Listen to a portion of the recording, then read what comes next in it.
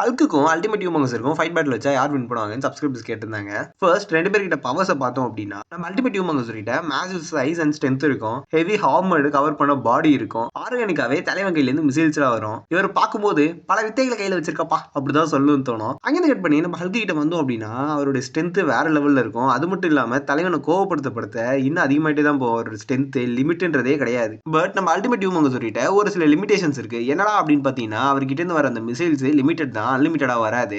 அது மட்டும் இல்லாம அவரோட ஹை டயர்ல இருக்க எனிமீஸ் கூட பேட்டில் வச்சாரு அப்படின்னா இவருக்கு கண்டிப்பா இன்ஜுரி ஆகும், மேபி லூஸ் பண்ணவும் நிறைய சான்சஸ் இருக்கு. பேட்டில் ஸ்டார்ட் பண்ணோம் அப்படின்னா நம்ம அல்டிமேட் ஹியூமங்கஸ் இருக்க பெரிய பவரான மிசைல ஹல்க் மேல விட்டாரு அப்படின்னா நம்ம ஹல்க்கு கண்டிப்பா ஹர்ட் ஆகும். பட் அந்த ஹர்ட் தான் ஹியூமங்கஸருக்கு பெரிய பிரச்சனை. ஏன்னா மனுஷனு எவ்வளவு கோவம் ஆவறாரோ அவ்வளவுக்கு அவரு இன்னும் ஸ்ட்ராங் ஆவாரு. ஸோ அப்படி ஸ்ட்ராங் ஆனாரு அப்படின்னா அல்டிமேட் ஹியூமங்கஸரை பந்தாடிடுவாரு. மேபி நம்ம அல்டிமேட் ஹியூமங்கஸருக்கு பின்னாடி இருக்க அந்த ஷீல்டையே உடைக்கிற அளவு கூட அவரால் ஃபைட் பண்ண முடியும். நான் ஆல்ரெடி சொன்ன மாதிரி தான் நம்ம அல்டிமேட் ஹியூமங்கஸர் அவரோட ஹை டயர்ல இருக்க எனிமீஸ் கூட ஃபைட் பேட்டில் வச்சாரு அப்படின்னா லாஸ் பண்றதுக்கு நிறைய சான்சஸ் இருக்கு. பிகாஸ் அவரால் சமாளிக்க முடியாது. ஸோ ஃபைனலா இந்த பேட்டிலோட வின்னர் அப்படின்னு பார்த்தோம்னா நம்ம ஹல்க்கு தான்.